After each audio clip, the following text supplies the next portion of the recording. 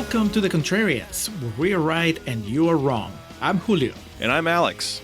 Here on the show, we rage against the Rotten Tomatoes machine.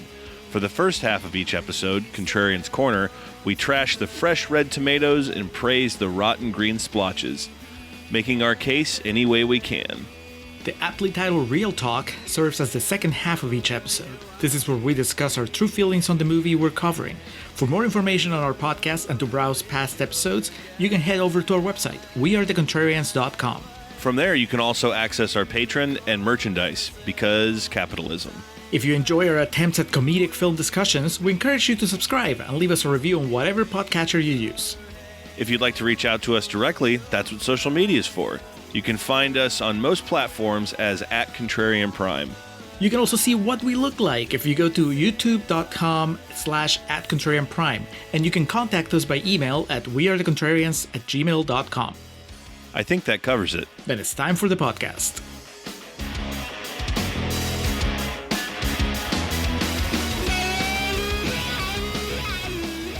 And we are recording for Contrarians Corner for The Great Wall. Hello, and welcome to the Contrarians, where we're right and you're wrong. My name is Alex, joined as always by my Peruvian counterpart, Julio Oliveira, here today to discuss The Great Wall. Julio, has your wife's a world traveler. Has she been to the Great Wall of China? Yes, she has. In fact, there is one of my favorite pictures of Kelly is one where she is at the Chinese wall, like at the Great Wall of China. She's just lying on top of it, like she's lying on the ground, just all like her arms and her legs are just like spread out, and she's smiling and like, look, I made it. It's like, damn it. How do I top that? I'm gonna have to travel there sometime and recreate the same picture. That's funny. I didn't see any creatures though in the background. There were no aliens or anything, so I guess it's not as badass as if she had done it. Yes, centuries ago. The Tao Te were not there, and yeah, for some reason I was just immediately thought, I was like, I wonder if Kelly's been there. So question answered. We are here to discuss the 2016 monster film The Great Wall, directed by, and this is going to happen a few times, I'm trying my best, but forgive any mispronunciations, Zhang Yimou. It is a pretty interesting staggered release for a movie that Matt Damon's the star of. It was released 2 months earlier in Beijing and China than it was in the United States. It was released in the United States on February 17th of 2017, that Valentine's Day weekend. Is it Zhang Yimou or Yimou Zhang? Oh, you're right. Yimou Zhang. There's the certain Asian cultures will switch the names, but I'm reading it as it's listed here on the Wikipedia page. It says Zhang Yimou. Yeah. I'm going with the IMDb culture. Yeah, okay. There you go. It just says director Yimou Zhang. A movie that surprisingly to no long-term listener of this, long-time listener, I should say, a movie I had zero knowledge of and am fascinated by now after my viewing of it earlier today. Looking forward to discussing it. A movie that had a budget of $150 million, and the selling point is essentially that Matt Damon is an archer that shoots these like lizard dragons out of the air. It's pretty incredible. While defending the Great Wall of China. Yes. The opening text of this movie explains the Great Wall of China's, it's, what does it say, 5,000 years old? And there's many tales surrounding it, some true, some fiction. This is one of those tales. It's tantamount to that, but I was like, oh, okay. Because I really just I looked at the poster for it, which is Matt Damon shooting a bow. And I didn't even watch a trailer or anything. I went in, as we like to say, back row blind, and immediately it was like, well, hold on. That Great Wall? I assumed as much due to the appropriated attire that Matt Damon is wearing on the poster. Okay, so it never even crossed your mind that this could be a documentary about the Great Wall at the north. The big, beautiful wall? No. Yes. Good. I would have politely declined had that been the case. Well, I envy you, Alex, that you can manage to be so insulated that you didn't even know about the controversy with this movie, or did you at least remember seeing Matt Damon's man-bun mocked online and social media. Reading here on Britannica, it says Great Wall of China is almost 3,000 years old. That's fucking crazy. Yeah, no. There was controversy about this? Well, yeah, because you make a movie about the Great Wall of China, and the poster is Matt Damon's super white face. Oh, yeah. I mean, that doesn't surprise me. I thought I missed like something else really. I mean, fucking, there's a movie called The Last Samurai with Tom Cruise. Like, you know, look, We have learned nothing. Yes, I get, I'm not trying to minimize that point. I just, when you said that, I thought I missed something else or something different. It makes sense within the confines of the story, but I could see a poster that says The Great Wall with fucking Billy Costigan. No, he's not Billy Costigan. What's his name in The Departed? Fuck. But anyway. Wait, no, I have it. Wait, no, it's not Linus. Linus is in Ocean's 11. Hang on. Fuck. I lost it. Man, I almost had it, and then you were about to move on, so my brain decided to go with you instead of sticking with me. Colin Sullivan. Yes. Yes. Did you look it up, or did you remember? Yeah, I had to look it up, otherwise it was going to be stuck in my head like a sneeze. But yeah.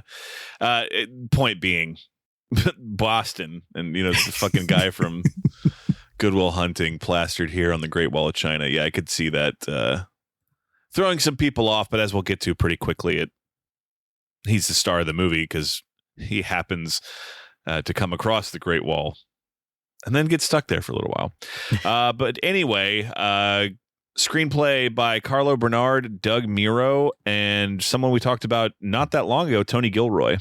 Yes, I was like, I know we've talked about Tony Gilroy, but I couldn't remember if it was in the context of him having written anything else that we were covering. I had to look it up, and I was like, oh, he wrote Rogue One, so we talked about that. But most recently, he has a writing credit on Armageddon, and that's when we spoke of him. That's why, because I was like, Tony Gilroy, really? And again, released in February of 2017 in the United States, a budget of $150 million, a box office return of $335 million. We'll talk about the breakdown of that because if you would think this is a movie that didn't do that well in North America and did very well elsewhere, you would be correct. Julio, not that well critically reviewed, however. I believe I saw 35% of Rotten Tomatoes. 35% Rotten Tomatoes on the Tomatometer, 42% the popcorn meter. So the popcorn bucket is also in the negative. It's just lying down, popcorn spilling over on the floor. This is fun, Alex, because we've had a stretch of Jordan Mann's top 100 movies. Anytime that his turn came to pick, you know, it happens every now and then. We just hit a moment where we had all positive patron demands, and I was like, man, I need some negatives. And so I put out the call, and Jordan sent me a whole list of negative movies, The Great Wall being one of them. And I was like, all right.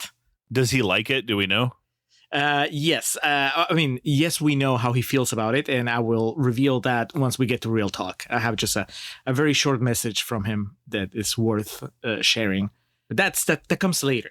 For now, you should know that when I said, hey, give me rotten movies to cover on the show, this was one of the first things that came to Jordan's mind, apparently.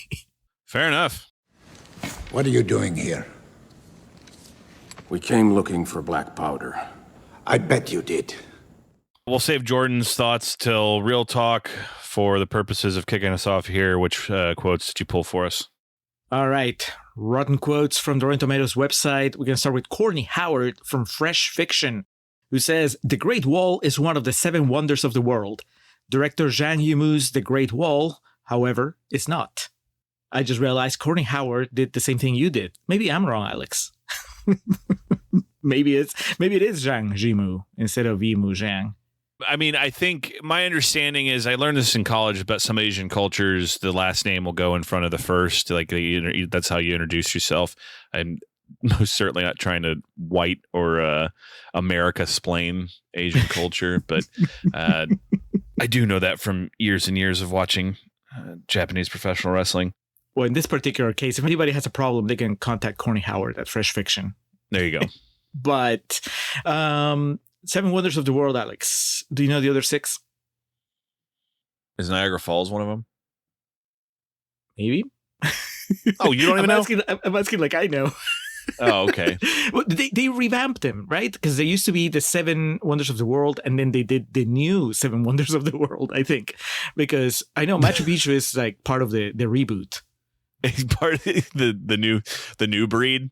Yeah. Okay. The ancient list includes Great Pyramid of Giza, the Hanging Gardens of Babylon, the Temple of Artemis, statue of Zeus at Olympia, mausoleum at Halicarnassus, the Colosseum of Rhodes.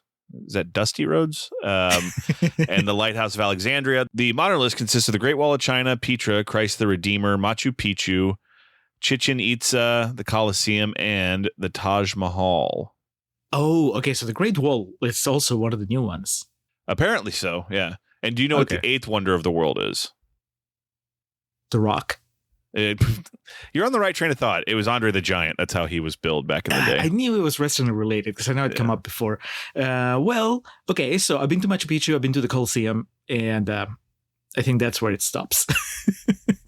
And now I've watched a movie called The Great Wall. Does that count? Is it maybe 2.5? Why not? Yeah.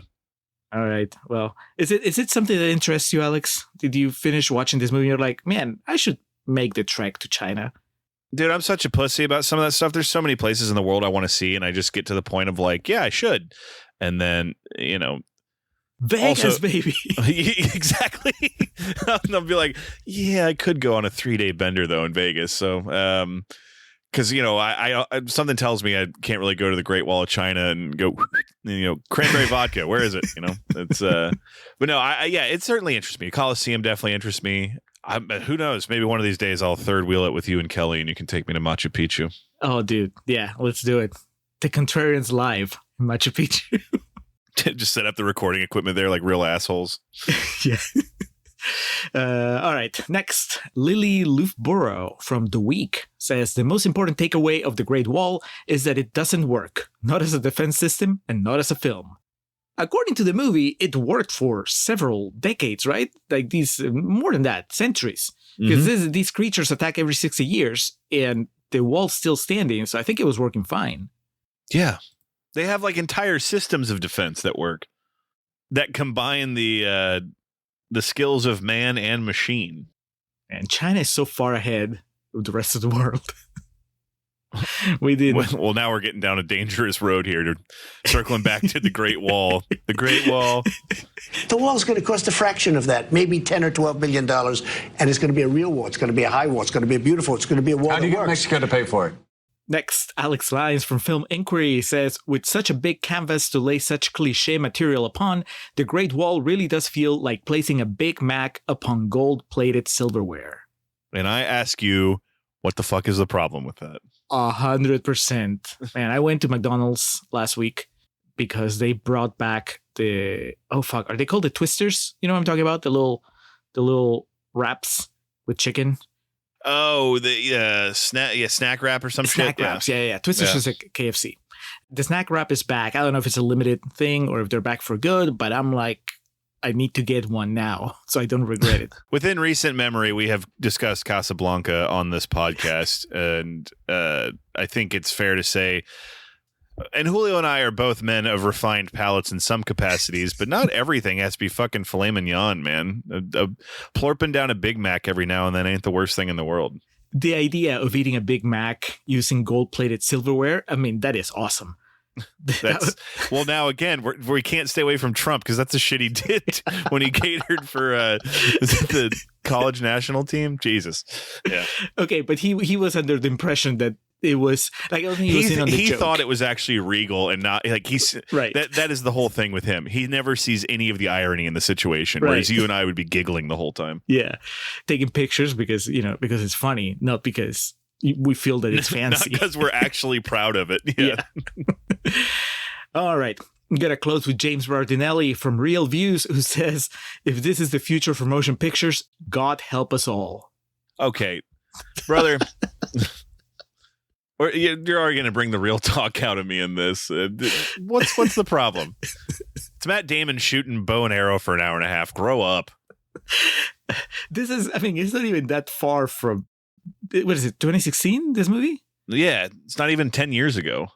I think that we had seen more ominous things in the movie industry than Chinese production starring Matt Damon with, some CGI and a bunch of cool Asian actors. I mean, yeah, that's something I would argue is like we did something else not long ago that I brought this up with because my rallying against CGI, there is a way to combine CGI with practicality that makes an enjoyable viewing experience, and this is an example of that. So I would argue that there are Marvel movies now, and I'm sorry, that's just what immediately comes to mind, but it's true, where nothing is real in the shot except the actor. And here there's all types of stuff that's like they're using CGI to enhance what these actors are doing or like the sets they're on. Man, the final stage of this movie was just gorgeous. And then of course I found out about halfway through, I was like, yeah, this definitely was a 3D release. And then I was immediately envious that I did not go to the theater to experience this in 3D, not just to see a bearded Matt Damon, but there's some pretty cool shit in this movie. So, but God help us all, Alex. May God have mercy on us all. James Martinelli was having a really bad week when The Great Wall came out. He just let it all out in his review. Yeah, I will be circling back to this, but this is one of those movies that I could not possibly understand how it bothers someone that much. Brother, that was the year La La Land was nominated for everything. So, I mean, God help us all. Well, that was the last quote, Alex, because how could you get more negative than that? Let's go over to Contrarians Corner. Would God made those things? None that we know. All right. During the reign of Emperor Rejong, a group of European mercenaries travel to China searching for gunpowder, as they call it in this film, black powder. A few miles north of the Great Wall, they are attacked by a monster. Only Irishman William Guerin and Spaniard Pedro Tovar survive. They sever its arm and bring it with them. Julio, my first note is Joel! Exclamation point, because, man, you want to talk about a fella whose stock has risen in the, right? 8-9 years since this movie was released, is one Pedro Pascal, who plays the role of Pedro in this. And deal with the devil that handsome fucker has, because he hasn't aged a day since this. I love that you think Joel, which is a very valid answer, right? Some people would think The Mandalorian. The weirdos would think, oh, it's Max Lord from Wonder Woman 84. But at this point, he's Pedro Pascal. He's, more recently, he was in the Fantastic Four movie. He was Reed Richards. He's just everywhere. Such is my understanding. I worry that at some point, because that's just how the world works, we are going to get the Pedro Pascal backlash. And I don't want it to happen because it seems like he's such a nice guy. In fact, I think it might have already started to happen with Fantastic Four. I saw some people like talking shit about him from the press tour, and I was like, man, stop it. Just let it be. Just enjoy the fact that did you see the clip of him at one of the protests this past weekend and he was dancing? No. I don't know if it was New York, California, wherever. One of the No Kings protests. Is he like the new Roberto Benigni where he's just too nice? Maybe. I don't know that anybody ever liked Benigni. but Pedro Pascal, okay, so I'm glad actually with that little paragraph you read though. I figured Pedro Pascal was playing somebody from Spain. Mm-hmm. But you just answered one of my big questions about this movie. I'm like, what is that accent that Matt Damon is doing? So he's supposed to be Irish. My first note is Joel. My second note is, what are these accents? But yeah, I don't know if it establishes that he's a Spaniard, but at some point pretty quick into the movie during some dialogue, we learned that Matt Damon's from Ireland. Talk about traveling over or some shit. So yeah, we learned that pretty quick. They're both gruff. They're both looking real nice. But we do learn pretty quick that they smell. And they're attacked by a beast, Julio, and very good like Jaws type opening here of we don't see at all what this creature looks like. We see that it kills these other fellas and we see its arm because it gets severed, but we have no idea what we're in for. Pretty quickly though, the movie's letting you know this is not realistic, which is good. Right? Because if you're thinking the movie's called The Great Wall, it's not called like Aliens versus the Great Wall. So you don't know exactly what you're getting into.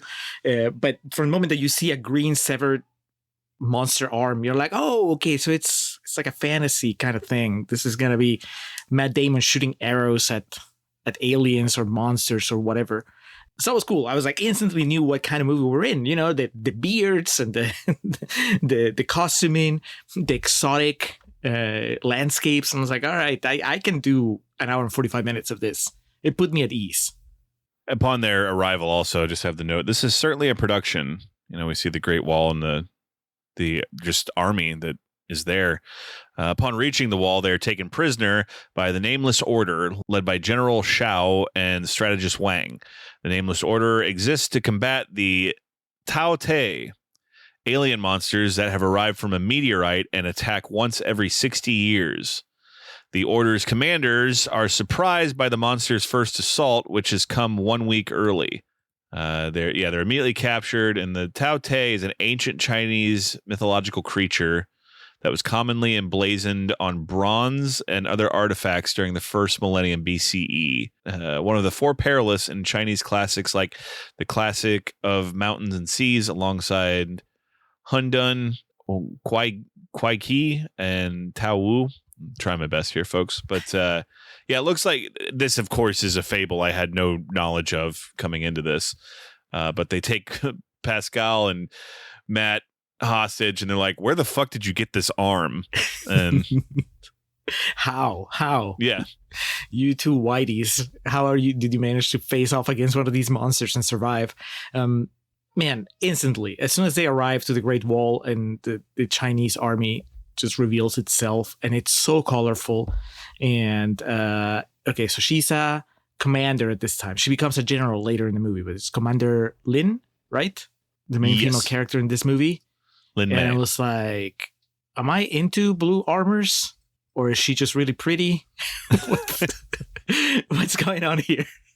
We never see her without the armor. Well, no, we see her without the armor. Two things could be true, you know. Yeah, I know. I need to watch Blue Beetle to see if it's a blue armor effect. I think she's phenomenal. I think that I'm having trouble just separating like the fact that I find her really attractive, the fact that I think she looks badass with the blue armor and the weapons and the moves that she deploys during the movie, and the fact that I like her character, right? Because she's very take charge, and the fact that I like the part that she plays in this story. So all of that, adds up together to make. I think that she steals the movie from Damon, from Pascal, from everybody.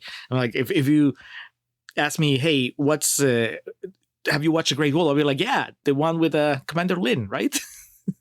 So I don't know. Talk to me, Alex. Did she make as much of an impression with you? She's great. I mean, obviously, Jing Tian is the actress's name, and she, is very pretty. I just like how she's no nonsense and very stern. Cracks the whip when necessary. Yeah. Shortly after, a horde of Tao Te assail the wall. During the battle, Garen and Tovar are freed by Ballard, an Englishman who came east 25 years earlier and has stayed ever since. Ballard here, played by a wild Willem Dafoe appearing. I, again, did not know this. And I was like, hey, it's Norman Osborn. What's he doing there? It's the guy from The Lighthouse. Well, Garen and Tovar are displaying amazing battle skills and saving the life of a young warrior, Peng Yong, and slaying two of the monsters earns them the Order's respect. Both sides sustain heavy losses before the monster's queen aborts the attack. The three Europeans secretly plan to steal the gunpowder and flee during the next monster attack. So what's going on here is they are like tied up and they're hostage on the wall as this attack starts, and they're eventually freed and help out these folks. They're freed by this young fella, Peng Yong, which Julio, I very quickly was like, oh no. He's the... It's not if, it's when. Yeah, exactly. He's the character we always talk about in the war movies, the Vietnam movies, that you just know is going to be the first one to go.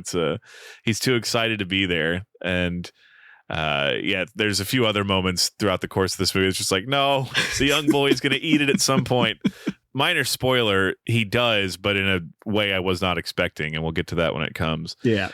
But they're freed, and we see how badass these guys are. They're bros, Alex. They fight together like bros. They're like synchronized. They're like a tag team from the 80s, man. They have all their shit in a synchronicity and their tandem offense, as they would say. I think they'll hang us now. I could use the rest. It is really funny. There was a couple parts in this that I did like kind of chuckle at.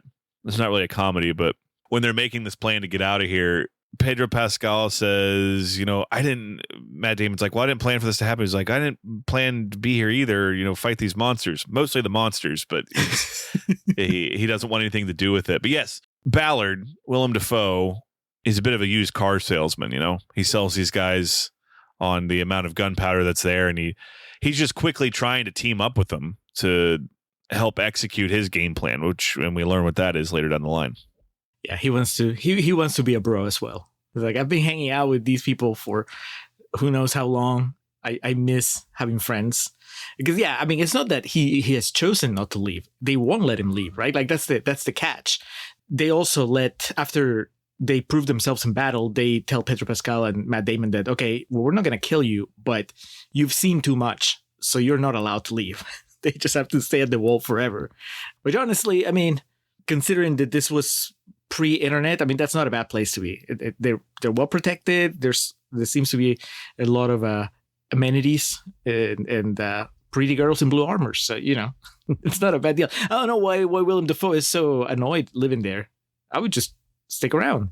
Willem Dafoe is he's a very memorable face, but he's not someone that I would necessarily refer to as like GQ chic. And so he's doing all right when Damon and Pedro Pascal are all homely here when they arrive. But he tells them, shower, clean yourself up and get presentable and they'll feed you. And we literally get like a slow motion shot of Matt Damon and Pedro Pascal turning the corner looking just hot as hell. All that was missing is, a couple of the females on the military nudging each other and being like, eh? One of them faints. Yes. No. Well, they get a round of applause, Alex, when they walk in. I laughed at that too. Yeah. And then they show us their party trick. Yes, yeah. This is Matt Damon proving that he is a good archer. This audition for the Avengers. Did you miss the gruffness though? Do you think that Damon looked better when he was bearded and didn't have the man bun? It was certainly more interesting to me, his look, because it's not often we get like dirty Matt Damon, Yeah, Pedro Pascal, I've seen him. Like even in fucking Interstellar, he was resplendent. Comes out of the pod and he's like clean shaven. I kind of miss that because even, it makes him look a little more like somebody that can take care of business. And so I guess I'm glad that they do the party trick right after, because that shows you that no, he hasn't lost his edge when he shaved. He's not Samson. He's still got it. But yeah, I love that they do the thing with the arrows where he shoots, a bowl 3 times and all this stuff, and everybody is in awe. And Pedro Pascal is just sitting down, like pretty much yawning. It's like, I'm ready to eat. Good luck with that. I want food. That night, the Tao Te reach the top of the wall. General Shao is killed, so he places Commander Lin in charge of the Nameless Order. An envoy from the capital arrives with an ancient scroll that suggests the monsters are pacified by magnets. This is very important to call out that Matt Damon, in his bag, he had come across a magnet somewhere in their travels, and this nerd said he was going to use it to make a compass. And we get a scene where it's almost like the Jedi Council pull them in and explain to them the whole backstory of what we're at. But they have the magnet, like they found, pot in his bag. It's like, where did you get this? Where can we get more? Exactly. And yeah, the idea is the reverberations of the magnets neutralize these creatures, essentially put them to sleep. Doesn't kill them, but. So it is pot. Yeah, it's the plan they have in the Green Inferno, where they stuff a human body full of marijuana and expect all the natives to pass out after eating them. But it backfires because they just get the munchies and want to eat more people.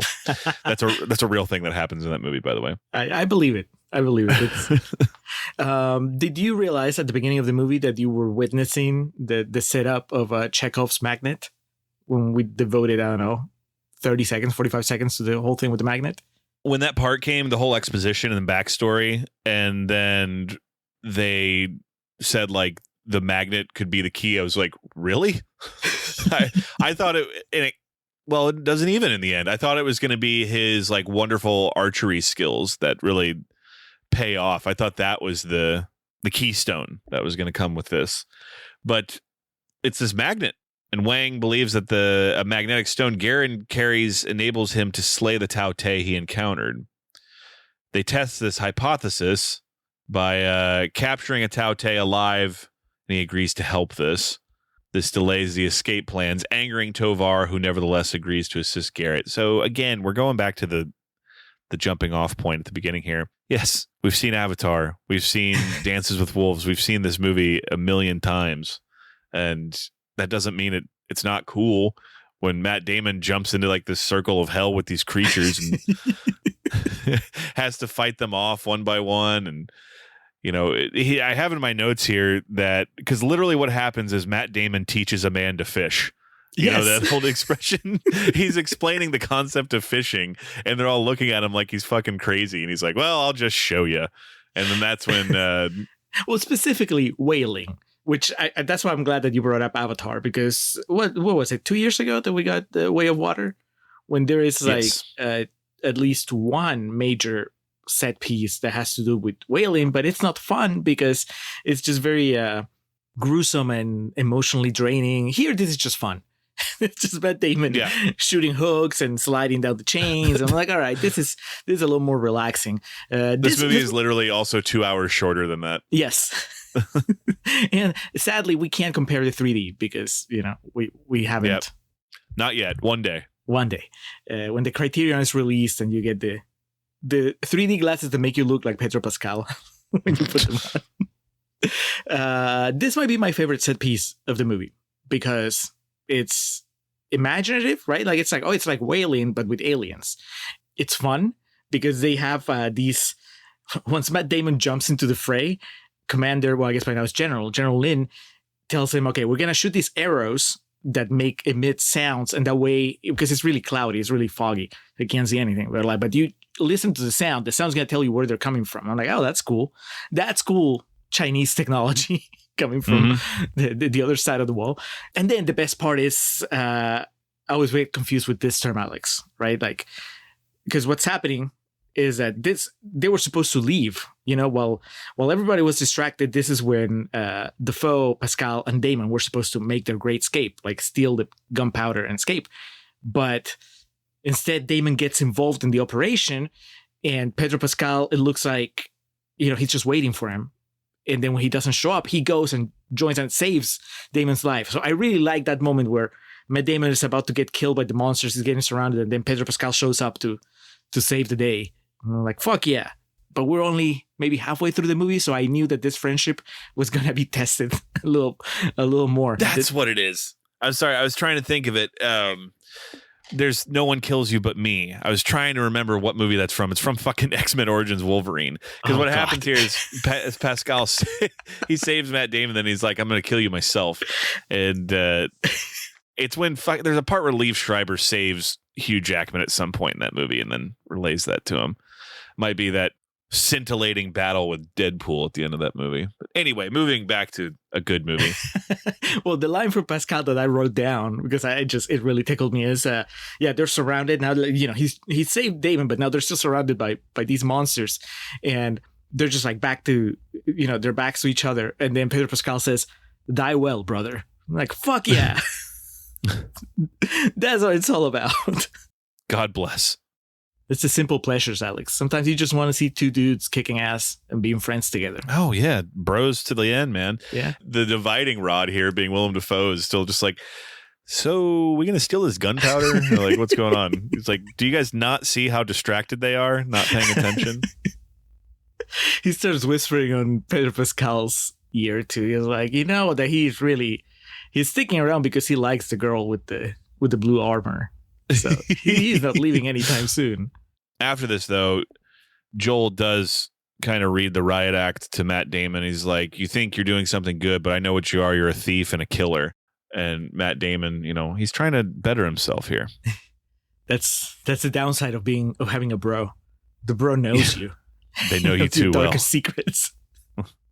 Were you on his side? Whose side were you on in this argument? Oh, man, I fell for everything this movie was trying to do. So I was like, yeah, Matt, you help those people out. And of course, I was like, ooh, Has Commander Lin got eyes for Garen here? Because he certainly has them for her. Which actually makes the ending of the movie even fucking cooler. Yeah. I think you're afraid. You said that this morning. And yet, here I am. Yes. Here you are. In a new fight with the Tao Te, the Westerners capture a monster to prove the theory. However, the Imperial envoy claims the creature and takes it to the capital to present to the Emperor. It's revealed that the previous attacks have been a distraction so that the Tao Te could dig a tunnel at the base of the wall. While Lin investigates, Tovar and Ballard steal the black powder and escape, knocking Garen unconscious for trying to stop them. Garen is arrested and jailed for his apparent betrayal. So this is definitely the turning the point. This is the full-on face turn for Matt Damon in this. He's like, what are you guys doing? So it's not a heel turn from Pedro Pascal. It's a face turn from Matt Damon. More so because Pascal and Damon were like tweeners coming into this situation. So like you're not really surprised by anything that Pedro Pascal's done up until this point. You are surprised in a good way, though, here when Matt Damon takes a stand. And then gets knocked out by Willem Dafoe. Man, I thought that he could have killed him because he drops like, I don't know, dude. 20 It looks like tons it looks like a fucking Looney Tunes thing. It looks like it's an anvil that falls on his head. Matt Damon with a sign that says "uh-oh."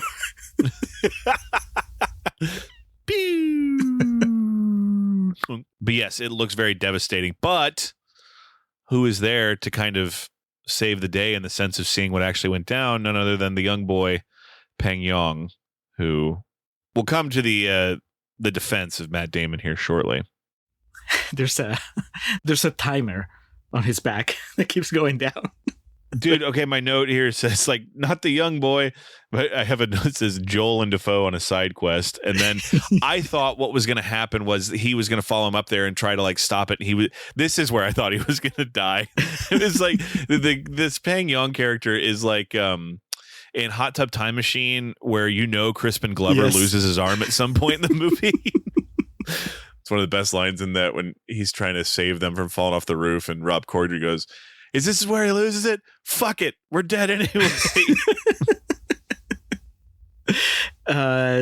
We haven't talked, Alex, about the acrobatics of the... I don't remember if they have a name, this squadron of women that dive into the battlefield and, with their spears, and then they get pulled back. Like, it's pretty fucking impressive. And we see it in the first battle, and then there's a moment where Commander Lin, because at the time she's not a general yet, she's a commander, tries to teach Matt Damon how to do it. And Damon's like, no, I'm not jumping. I don't trust anyone. That's pretty awesome. Like, I've never seen it before. It didn't look practical. I was like, there has to be a better way to fight these monsters. But I couldn't deny that it looked pretty amazing. It's pretty great because it's, you think of Pocahontas or Fern Gully or these things where, these intruders or outsiders, they try to teach them the customs of the local way, Yeah. And she teaches them the word for trust and the importance of it. And he goes, well, that's great, but no thank you. he says, I've made it as far as I have in my life by not trusting anybody, which of course, you can see where that's going. It's eventually going to have to trust her. And maybe they'll even have to dive together at some point, Julio. Maybe. I mean, it would almost be incredibly disappointing if that didn't happen. If we didn't see them dive together. The other thing that I think it needs to be brought up by now is that they mention it, the generals, because they've been battling these things, they've been studying these things for so long.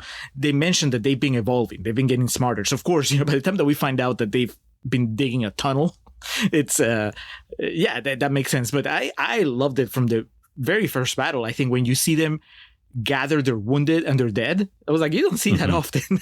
You know what I'm talking about? Like when they retreat after the first attack, they don't just run away, but instead they grab the bodies of the other aliens that are like lying there and they just pull them back. Like they're acting like people, Alex. In fact, they're acting in some cases better than people because they really care about their fellow aliens. I was like, I was wondering if we were heading towards a climax or an ending where it was going to turn out that these creatures were not necessarily evil.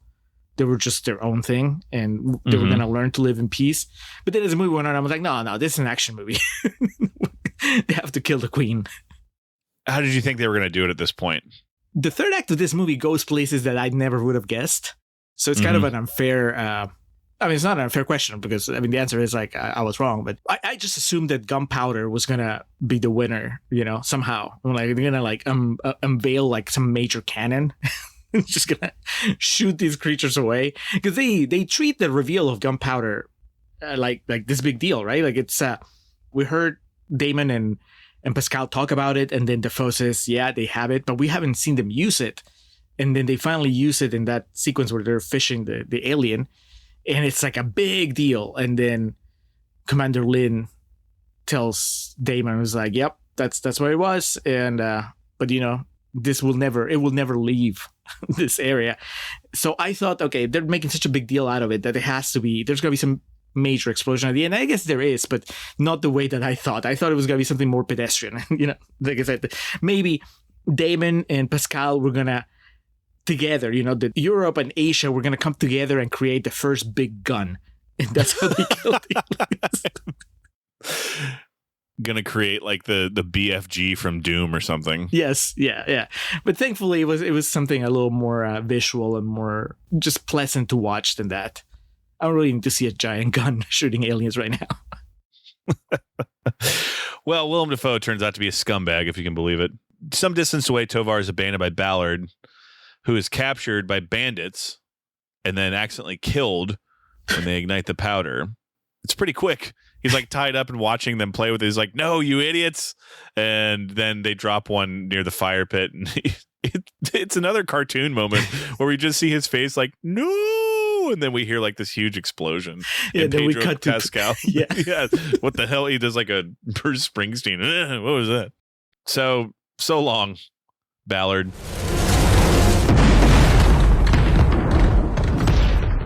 At the capital, the envoy presents the captive Taute to the emperor. The creature awakens and reveals its position to its queen, who signals the Taute to attack. The emperor here gets real cocky with the situation and starts like, you know, what are you going to do about it? And he's like walking away with the magnet and shit and trying to see how far. It's like a toddler, you know, seeing how far they can stretch their shirt until it breaks or some shit like that. And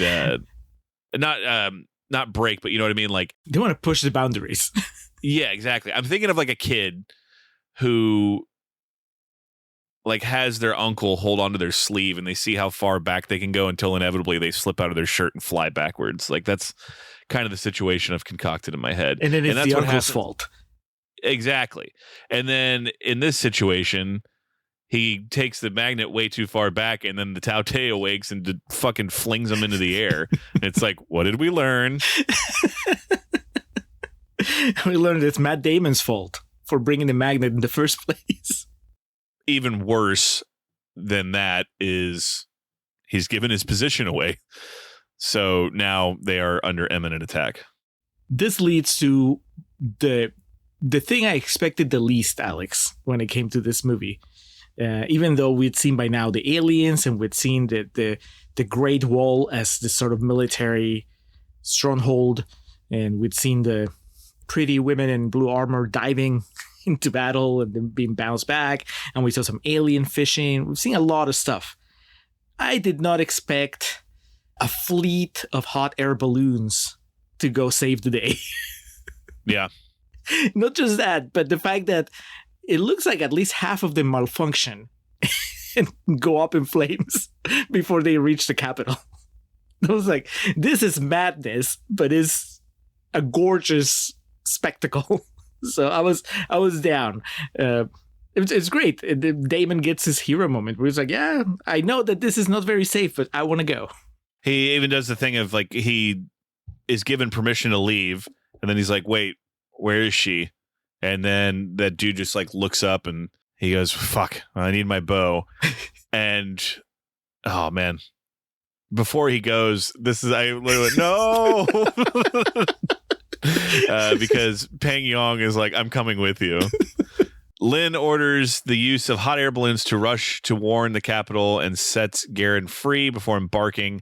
Wang tells him, not mentioned here is the fact that the reason he was freed is because Peng Yong said, I saw the whole thing and he's telling the truth. He tried to stop them.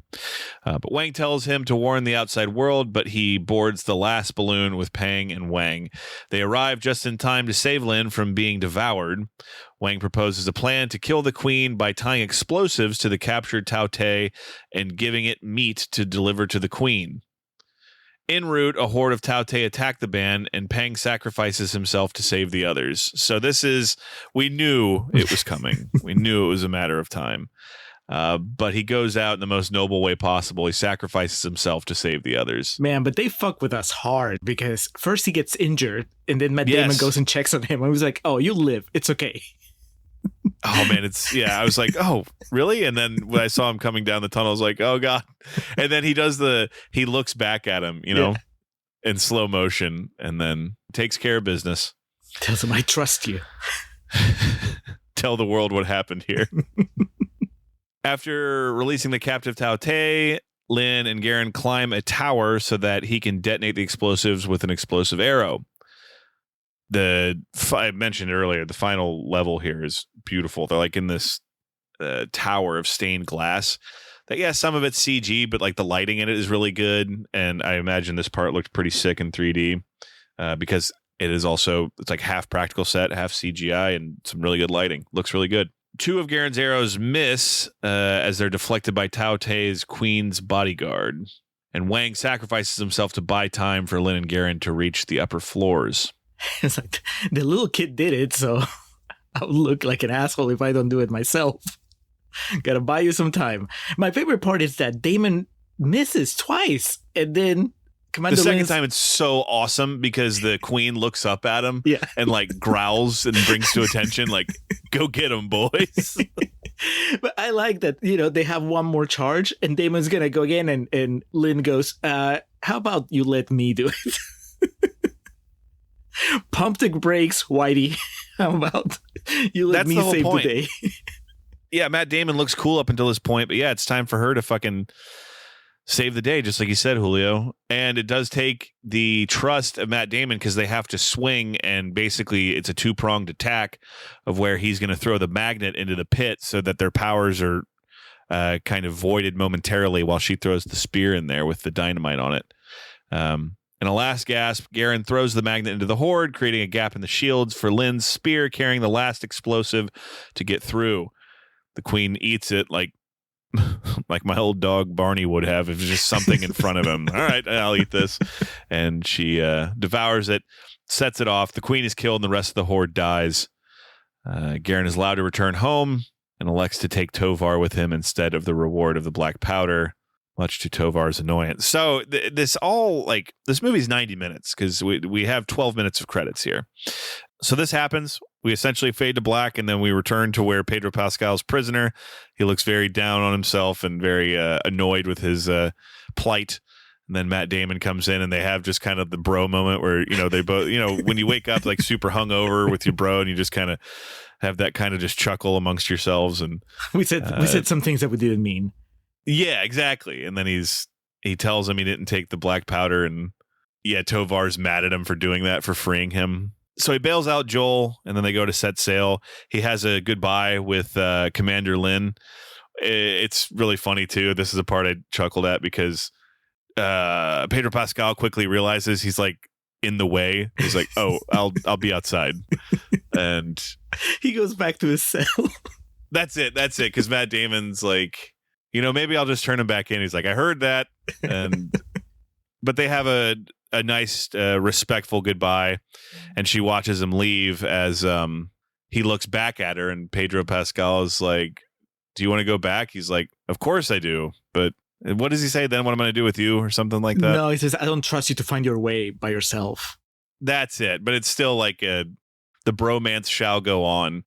Which I really appreciated the ending, Julio, because I thought the obvious thing was going to be him and Lin fall in love and end up, happily ever after. And they just have this like respectful goodbye.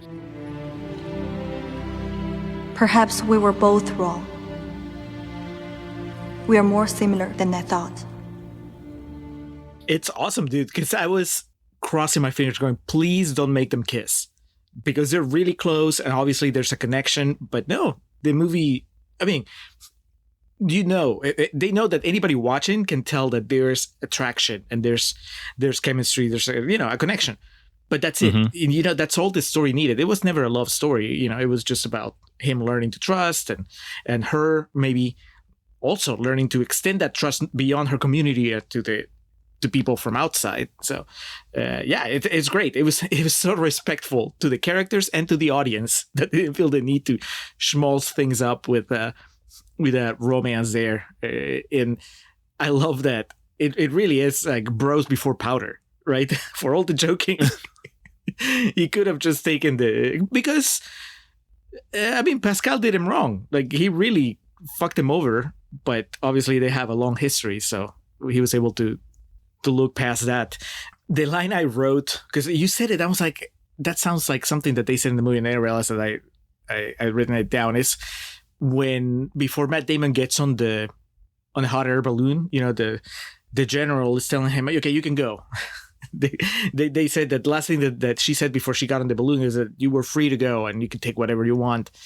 And then he tells Damon, tell the world what you've seen. And I'm like, oh, that's pretty epic. Tell the world you were at the Great Wall when it fell. And you run away. So I'm glad he decided to stay and fight and save the world in a way.